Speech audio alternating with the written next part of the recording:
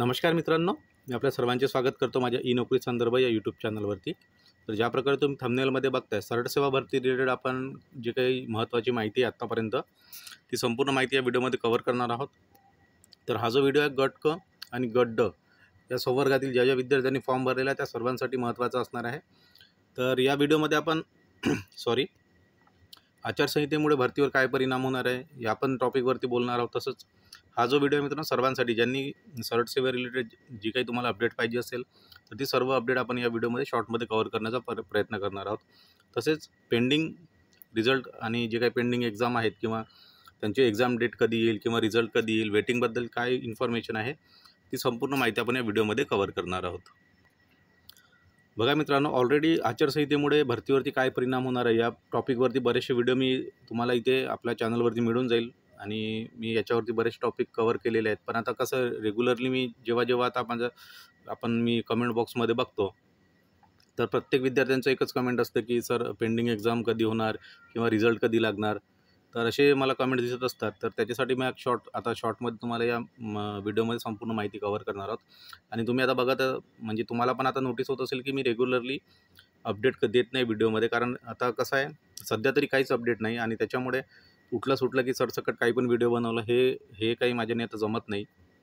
त्याच्यामुळे जोपर्यंत आपल्याकडे काही ऑथेंटिक इन्फॉर्मेशन किंवा कुठली पण न्यूज येत नाही तोपर्यंत आता मी इथे याच्यावरती जशी न्यूज येईल तसं मी इथे व्हिडिओ कव्हर करत जाईल।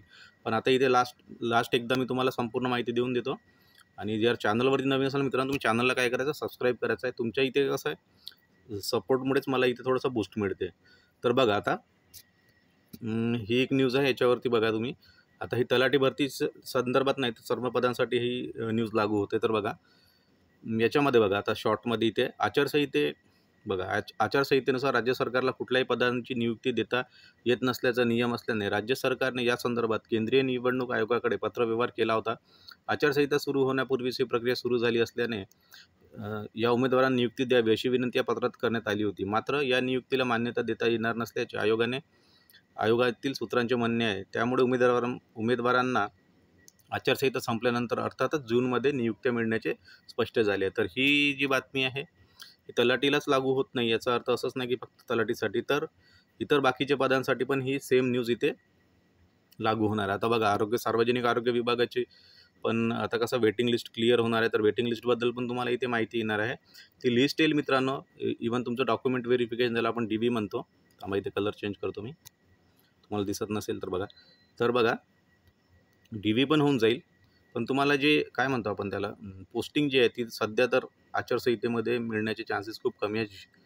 काही आता तुम्हाला इतर यूट्यूब तुम्ही बघत असाल यूट्यूब चॅनल, तिथे तुम्हाला काही पण आता कोणी माहिती देत असेल की या महिन्यात होणार, पुढच्या महिन्यात होणार, पण शक्यता मित्रांनो तशी खूप कमी आहे, कारण नियमानुसार बघितलं तर हे त्याच्यामागचं रिझन आहे। ओके, तर इथे जर तलाठी भरती संदर्भात जर निकाल लागला असता तर इथं म्हणणं आहे की विद्यार्थ्यांचा की निवडणुकीसाठी उपयोग झाला असता त्याचा, पण आता सध्या तरी तिथे काहीच चान्सेस नाही। तर ही तलाठीसाठीच नाही, बाकीचे जे काही ग्रुप C आणि ग्रुप Dची एक्झाम आहे तसंच एक्झामचे रिझल्ट येऊन जातील पण नियुक्ती तुम्हाला मिळणार नाही। ओके, आणि आता बरेचसे एक्झामचे काही रिझल्ट पेंडिंग आहेत, जसं PWD नाही, आपलं काय म्हणतो आपण जलसंपदा विभाग, त्याचं पण पेंडिंग आहेत रिझल्ट, पण त्याचे पण रिझल्ट येतील पण तुम्हाला नियुक्त्या इथे मिळण्याचे चान्सेस खूप कमी आहेत। त्यासाठी जूनपर्यंत वाट बघावी लागेल। आणि येणारे जे एक्झाम आहेत जसं आरोग्यसेवक झालं, ग्रामसेवक झालं आणि ZPच्या जे काही इतर पेंडिंग एक्झाम आहेत त्याच्या संदर्भात एकच माहिती आहे तुम्हाला देतो की मी त्या सर्व एक्झाम आता जून नंतरच होतील। ओके, तर हे तुम्ही मार्क करून ठेवा। कुठेही काही पण माहिती देत असेल, ऑथेंटिक माहिती कोणाकडेच नाही, जर कोणी प्रूफनुसार काही माहिती देत असेल, कोणाकडे जर काही परिपत्रक आलं असेल की या तारखेला होतं त्या तारखेला होत आहे तरच तुम्ही सत्य माना, नाहीतर हवेत जर गोळीबार करत असेल त्या म्हणजे गोष्टीला इथे लक्ष देऊ नका। पण अभ्यास सुरू ठेवा, कारण जून नंतर एक्झाम होणार आहेत। आणि अजूनही ZPचे काही निकाल पेंडिंग आहेत, जसं कनिष्ठ सहाय्यक जी एक्झाम आहे, काही जिल्ह्यांचे एक्झाम म्हणजे रिझल्ट पेंडिंग आहेत। तर आता वाटत नाही की जिल्हा परिषदेचे जे काही कर्मचारी आता जे निवडणुकीमध्ये बिझी असतील तर इथे तुमचे चान्सेस खूप कमी आहेत निकाल येण्याचे। ओके, आला तर चांगले वेल अँड गुड आहे, पण सध्या तरी कुठलीच माझ्याकडे ऑफिशियल इन्फॉर्मेशन नाही की त्याच्याबद्दल तुम्हाला मी इथे सांगेल की या तारखेला एक्झाम येणार आहे, म्हणजे आपला रिझल्ट येणार आहे। त्याच्यामुळे सध्या तरी कुठलीच अपडेट हीच आहे की जे काही आता हालचाल होणार आहे ती सगळं आता निवडणुकीनंतरच होणार आहे। ओके, तर हा एक टॉपिक कव्हर झाला तुमचं ही माहिती परत देण्याचं मागचा एकच उद्देश होता की तुमचे जे कमेंट्स बघतो ना मी प्रत्येक व्हिडिओवरती एकच कमेंट असतात. त्याच्यामुळे मित्रांनो इथे डाऊट तुमचा क्लिअर होऊन गेला. हा एक टॉपिक आपला कव्हर केलेला आहे मी. तर बाकी गट क आणि गट डसाठी सेम इन्फॉर्मेशन आहे जी मी इथे सांगितली. त्याच्यानंतर एक महत्त्वाची माहिती बघा. आता बघा इथे हा व्हिडिओ बनवताना एक मला लक्षात आलं की GST पदभरती संदर्भातील काही पदे आहेत. तर ती आता सरकार काय करत आहे आपली डायरेक्ट काय करतं कॉन्ट्रॅक्च्युअल पदभरती होणार आहे याच्यामध्ये. ओके, तर 7 पदांची वाढ झालेली आहे. ही पेपरची न्यूज आहे. याच्यामध्ये पुनर्रचनेत केवळ 7 पदांची काय वाढ झालेली आहे. पण त्याच्यानंतर हे सर्व जे पदे आहेत आता बाह्य स्रोताने भरण्यात येणार आहे. तर बघा राज्य आता हे शॉर्टमध्ये वाचून घेतो. राज्याच्या वस्तू व सेवा कर प्रणाली संदर्भात जे काही शासनाकडून 12,249 पदापैकी 11,000 पदे शासकीय करण्यात आली. तर उर्वरित 1,000 पदे जी आहेत ती 1,092 पदे बाह्य म्हणजेच आपण काय म्हणतो कॉन्ट्रॅक्टी पद्धतीने भरण्याचा प्रस्ताव आता इथे काय सरकारने सादर केलेला आहे. तर ही खूप वाईट न्यूज आहे मित्रांनो, एक बॅड न्यूज म्हणू शकतो आपण. जर अशा प्रकारे जर सर्व पदांची जर एक्झाम बाह्य स्रोताने व्हायला लागली तर इथे तुम्हाला माहीत आहे की विद्यार्थ्यांवरती याचा काय परिणाम होऊ शकतो. तर ही छोटीशी न्यूज होती. छोटीशी न्यूज नाही, न्यूज खूप मोठी आहे, पण ती तितकीच निगेटिव्ह आहे. तर ही पण तुम्हाला माहिती द्यायचं होतं. वरिष्ठ तुपाशी, कर्मचारी मात्र उपाशी, बरेचसे इथं टॉपिक आहेत.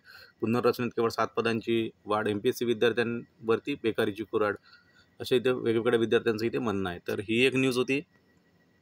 स्पर्धा परीक्षेची तयारी करण्याची काही हक्काची जागा होते मित्रांनो, त्याच्यावरती आता तुमच्या इथे काय होणार आहे, गदा येणार आहे. त्याच्यामुळे ही पण माहिती द्यायची होती तुम्हाला. आणि एक मला मेसेज खूप छान इथे आज टेलिग्रामवरती व्हायरल होत होता, तो पण आपण ग्रुपवरती टाकलेला आहे. तर अशा जेव्हा न्यूज येतात ना, तर जेव्हा आता माहीत आहे आपल्याला की 19 तारखेपासून काय आता आपलं वोटिंग चालू होतं महाराष्ट्रामध्ये, पहिल्या फेजची निवडणूक आहे. तर निवडणुकीसाठी पण तुम्ही काय करायचं, आपला सहभाग नोंदवायचा आहे. तर तुम्हाला वाटेल की निवडणुकीबद्दल बोलण्याचं कारण एकच आहे की मला इथे आपले जे शहीद भगतसिंग आहे त्यांचा एक इथे कोट मला इथे दिसला आहे. तर हा कोट तुम्ही वाचून घ्या. इथे हिंदीमध्ये आहे, मी वाचतो बघा. विद्यार्थियों का मुख्य काम पढ़ाई करना है, लेकिन देश की सामाजिक आर्थिक परिस्थितियों को जानना, समझना और उसमें बदलाव लाना अगर उस शिक्षा में शामिल नहीं तो ऐसी शिक्षा को मैं निकम्मा समझता हूँ. तर भगतसिंगाचे हे खूप म्हणजे महत्त्वाचा कोट होता हा, मला आवडला याच्यामध्ये. तर वोटिंगसाठी तुम्ही काय आपण प्रत्येक विद्यार्थ्यांनी जे आता तुम्ही 18 अबोव आहातच सर्वजण, तर माझा व्हिडिओ बघत असाल तर अवश्य तुम्ही काय करा, यावेळेस वोटिंग करायला जायचं आहे. आणि शासन व्यवस्थेमध्ये विद्यार्थी खूप मोठा चेंजेस आणू शकतो, ही काही वेगळी सांगण्याची गोष्ट नाही. त्याच्यामुळे वोट करा. जेव्हा तुमची म्हणजे तुमच्या क्षेत्रामधील जेव्हा निवडणूक काय म्हणतो आपण वोटिंग असेल, तेव्हा आवर्जून तुम्ही काय करायचं आहे, वोटिंग करायचं आहे. तर ही सर्व माहिती होती मित्रांनो. ऑलरेडी आपण याच्यावरती तुम्हाला बरेचसे या टॉपिकवरती बरेचसे व्हिडिओ माझे मिळून जातील. पण तरी तुम्हाला काही कमेंट्स, तुमचे डाऊट असतील कमेंट बॉक्समधून कमेंट करा. पण व्हिडिओला काय करा मित्रांनो, जास्तीत जास्त लाईक करा. तुम्ही लाईक करत नाही, त्याच्यामुळे मला पण इथे मोटिवेशन मिळत नाही व्हिडिओ बनवण्यासाठी. व्हिडिओला लाईक करा. चॅनलवरती नवीन असाल, रेग्युलर अपडेटसाठी चॅनलला काय करायचं, सबस्क्राईब करायचं आहे. व्हिडिओला जास्तीत जास्त शेअर करा. आणि काही डाऊट असतील तर कमेंट बॉक्समध्ये कमेंट करा. Thank you very much.